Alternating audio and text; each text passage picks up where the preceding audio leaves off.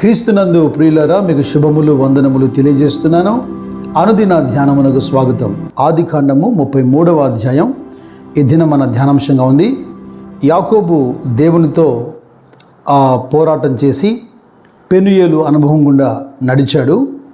ఇక 33వ అధ్యాయంలో యాకోబు కన్నులెత్తి చూస్తున్నప్పుడు ఏసావుతో కూడా 400 మంది మనుషులు వస్తూ కనబడ్డారు. ఇప్పుడు యాకోబు తన అంతరంగంలో ఒక ఆలోచన కలిగి ఉన్నాడు.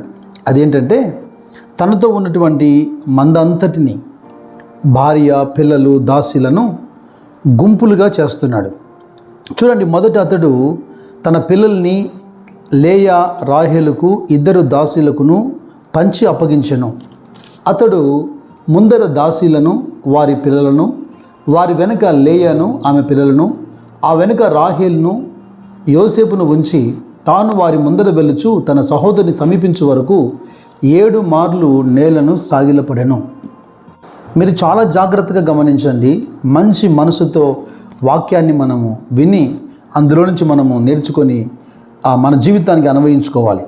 అయితే ఇక్కడ యాకోబు గత రాత్రి దేవునితో పోరాటం చేశాడు. ఏసావు యాకోబును కలవకముందే దేవుడు పరిస్థితులను మార్చేందుకే ఆ రాత్రి దిగొచ్చాడు. ఇది సత్యం. యాకోబు కూడా అనుభవంగా వెళ్ళాడు. కానీ అంతరంగంలో ఇంకా లోపల ఎక్కడో చాలా భయం. ఎందుకంటే జరిగిన నష్టం అది సాధారణమైన నష్టం కాదు, జ్యేష్ఠత్వాన్ని తీసేసుకున్నాడు కనుక ఇక అంతరంగంలో 20 సంవత్సరాల తర్వాత కూడా ఎక్కడ ఏసావు తను చంపేస్తాడో అని ఒక భయం కలిగింది. ఇక్కడ మానవ ప్రణాళిక, మనం ఈ దేహంలో, ఈ శరీరంలో ఉన్నంతకాలము మన అంతరంగంలో ఉన్నటువంటి దేవుని యొక్క మనస్సు లేదా మన ఆత్మకు ఈ శరీరం వ్యతిరేకంగా ప్రవర్తిస్తూనే ఉంటుంది. ఇది మానవ నైజం అంతే. మీరు చూడండి, ఇంకా ఎంత తెలివితేటలు యాకోబు ఇక్కడ ఉపయోగిస్తున్నాడో. మొదట దాసీలను, వారి పిల్లల్ని పెడుతున్నాడు. ఇతని మనసులో ఏముంది? గతంలో ఏమన్నాడు? 2 గుంపులుగా మనం మారుదాం, ఒక గుంపును ఏసావు చంపితే మరొక గుంపు తప్పించుకొని పారిపోయే అవకాశం ఉంటుంది, అలాగా కొంతమంది అయినా మనం బ్రతుకుతాం అన్నాడు. లోపల అదే తలంపు కలిగి ఉన్నాడు. అంటే మొదట దాసీలు, పిల్లలు చనిపోయినా పర్వాలేదు, ఆ తర్వాత వరుసలో లేయాను, పిల్లల్ని పెడుతున్నాడు. అంటే రాహేలు మీద తన ప్రేమ చూసారా? ఇంకా చివరిగా అంటే ఒక్కొక్కరిని చంపి ముందుకెళ్ళినప్పుడు కోపం చల్లారుతుందేమో, చివరికి రాహేలు పిల్లలైనా బ్రతుకుతారేమో. అయితే వీరందరికీ ముందుగా యోసేపే నడిచాడు, అది వేరే విషయం. ఒకవేళ తనను చంపేసిన ఇలా క్రమక్రమంగా అంటే చివరికి ప్రమాదం అనేది రాహేలు వరకు వెళ్ళకూడదన్నది యాకోబు ఆలోచన. సరే, ఏదేమైనా కానీ 7 మార్లు నేల మీద సాగిలపడి నమస్కారం చేస్తున్నాడు ఏసేవకు. ఆ రోజుల్లో మరి నమస్కరించడం లేదా సాగిలపడి నమస్కరించడం అది వారు ఇతరులను గౌరవించే విధానం. నిజంగా ఆశ్చర్యం అనిపిస్తుంది. అబ్రహాం కూడా గతంలో మనం ధ్యానం చేశాం. 23వ అధ్యాయంలో తన భార్య అయినటువంటి షారా చనిపోయినప్పుడు ఆమెను బూడ్చిపెట్టేందుకు తను హేతు కుమారుల దగ్గర స్థలాన్ని కొనుగోలు చేసినప్పుడు ఆదికాండం 23వ అధ్యాయం 7వ వచనం మనం చూస్తాం. అప్పుడు అబ్రాహాము లేచి ఆ దేశపు ప్రజలైన హేతు కుమారులకు సాగిలపడి. నిజంగా ఎంత తగ్గింపు అండి! అబ్రహాము వారి మధ్యలో మహారాజులాగా బ్రతుకుతున్నాడు. సాధారణ మనుషులకు సాగిలపడి నమస్కారం చేస్తున్నాడు. ఈ సాగిలపడి నమస్కరించమనేది నేను తప్పిదం అనట్లేదు, కానీ అదొక సబ్మిషన్, గౌరవించటం, ఘనపరచటం మంచిదే. కానీ ఇక్కడ యాకోబు చేస్తున్నటువంటి ఈ వందనం ప్రాణ భయం ఉంది కనుక వంగి వంగి నమస్కారం చేస్తూ, అంటే ఒక మాట చెప్పాలంటే కొద్దిగా అతి వినయం చూపిస్తున్నాడు అంటారు చూసారా మన భాషలో. అలాగ 7 మార్లు వంగి సాగిలపడి నమస్కారం చేస్తున్నాడు. వాస్తవంగా తన నమస్కారాలు తన ప్రాణాన్ని కాపాడుతాయా? ఏసేపు ఆ నమస్కారాలని బట్టి మన్నిస్తాడా? గత రాత్రి దేవుడు చేశాడు కదా ఆ కార్యం. అంత మాత్రమే కాకుండా 200 మేకలను, 20 మేకపోతులను, 200 గొర్రెలను, 20 పొట్టేళ్లను, 30 పాడి ఒంటెలను, వాటి పిల్లలను, 40 ఆవులను, 10 ఆబోతులను, 20 గాడిదలను, 10 గాడిద పిల్లలను, ఇంత పెద్ద కానుక పనివాడితో ముందుగానే ఏసావు దగ్గరికి పంపించాడు. ఏసావు అంటున్నాడు, ఇదంతా దేని కొరకు? ఈ గుంపంతయు దేని కొరకు అంటే, యాకోబు మాటలు మీరు వినండి. నేను క్రిటిసైజ్ చేస్తూ మాట్లాడుతాను లేను, కానీ మనం కొన్ని విషయాలు నేర్చుకోవాలి అంతే నా ఉద్దేశం. 8వ వచనంలో ఏశావు నాకు ఎదురుగా వచ్చిన ఈ గుంపంతయు ఎందుకని అడగగా అతడు నా ప్రభువు కటాక్షము నా మీద వచ్చుటకే అని చెప్పాను. బైబిల్ చరిత్రలోనే ఎక్కడ ఒక అన్నను ఒక తమ్ముడు అన్న అనకుండా లేకపోతే మరి ఏదో పిలుపు కాకుండా ఒక దేవునిలాగా ప్రభువు అని సంబోధించడం ఎంత ఆశ్చర్యం. ఇది నిజంగా రెండు కోణాలు మనం ఆలోచించాలి. ఒకవైపున అతనికి ప్రాణభయం ఉంది. నిజంగా తను మాత్రమే అయితే ఆ మందకంత ముందు నడిచాడు కనుక తను ఇక ఒక విధంగా చావుకు సిద్ధపడ్డాడని చెప్పాలి. కానీ తనతో ఉన్న పసిపిల్లలను చూసారా, తను ప్రాణముగా ప్రేమించిన భార్యలను చూసారా, ఆ భార్య పిల్లలు కూడా ఎక్కడ చనిపోతారో ఎలాగైనా రక్షించుకోవాలన్న తపన తనలో ఉంది కనుక చాలా వినయంగా విధేయతతో ప్రవర్తిస్తున్నాడు. పశ్చాత్తాపము తగ్గింపు చాలా అవసరం దేవుని పిల్లలకు, కానీ ముఖస్థుతి అవసరం లేదు.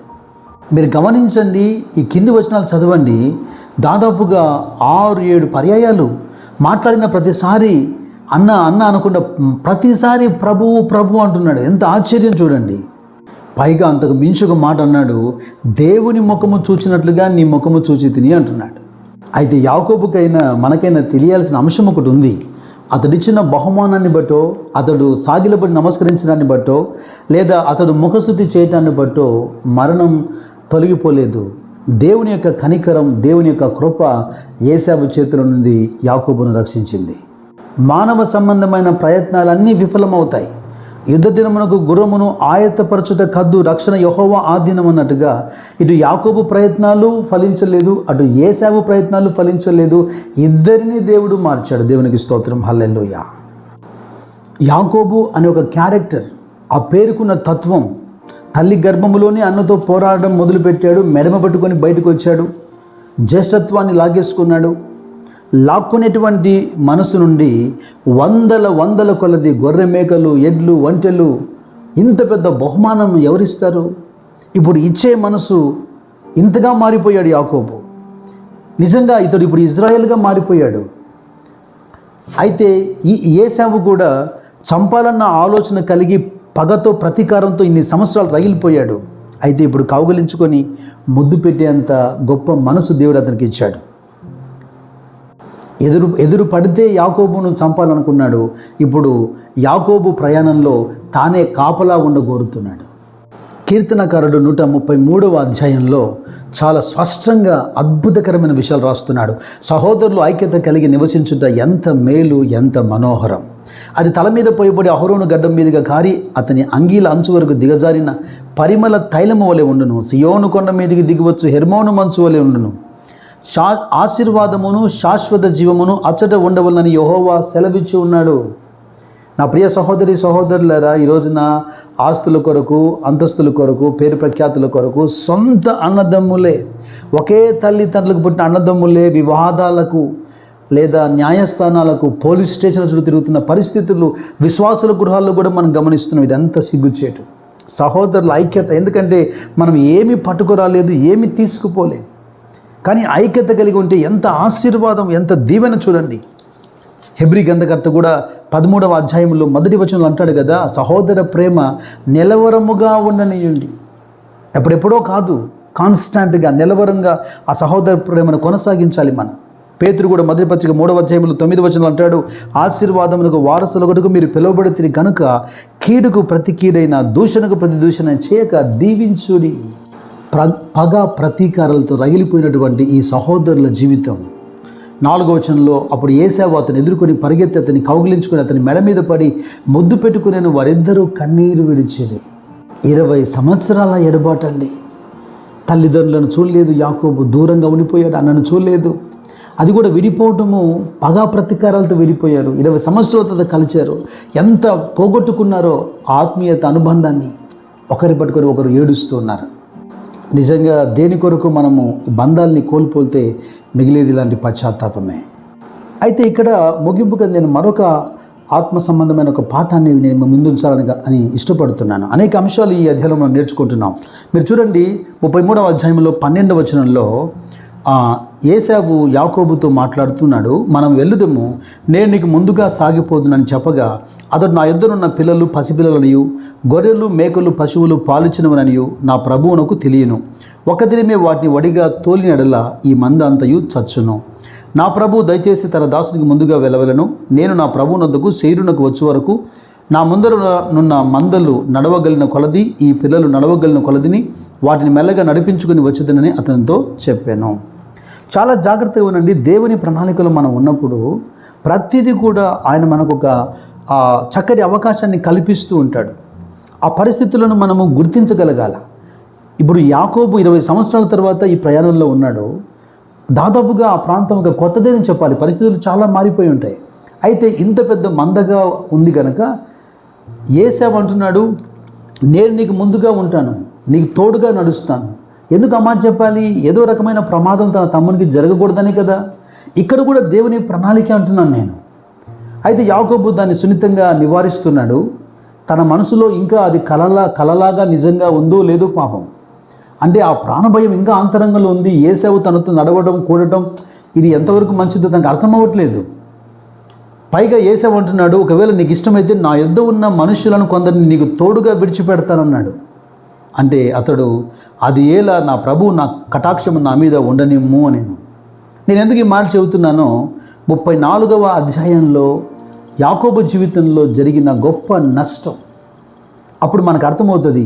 ఈ ఏశావును ఎందుకు యాకోబు వద్దనుకున్నాడు. అయ్యో ఏశావు కానీ ఏశావు మనుషులు కానీ యాకోబుతో తోడా ఉంటే అది కొద్ది వరకు మేలు జరిగేదని. ఏది ఏమైనా భక్తులు ఎవరైనా, విశ్వాసులు ఎవరైనా, సేవకులు ఎవరైనా భౌతిక సంబంధమైన జ్ఞానము, కుయుక్తి, ముఖస్థుతి, ఆరాధన ఇవేవి పనికిరావు. కేవలం దేవుని కృప మాత్రమే ప్రమాదముల నుంచి మనల్ని తప్పించేది, శత్రువులను మిత్రులుగా మార్చేది, ఆశీర్వాదమును శాశ్వత జీవమునిచ్చేది. ఈ పాఠము ద్వారా మరి ముఖ్యముగా కుటుంబములో కలహములు తొలగిపోనుగాక యేసు నామములో. సహోదరుల మధ్యలో ఇహలోక సంబంధమైన ఐశ్వర్యం కొరకు తెగిపోయిన బంధములన్నీ కూడా తిరిగి కలువునుగాక. విమతలు అల్లర్లు తెచ్చిపెట్టి ఆత్మలు తొలగిపోయి సహోదరుల మధ్యలో ఐక్యత, ప్రేమ, అనురాగము నెలకొల్పబడునుగాక. అటువంటి కృప, సమాధానము దేవుడు మీకు మెండుగా దయచేయునుగాక. God bless you. God bless you.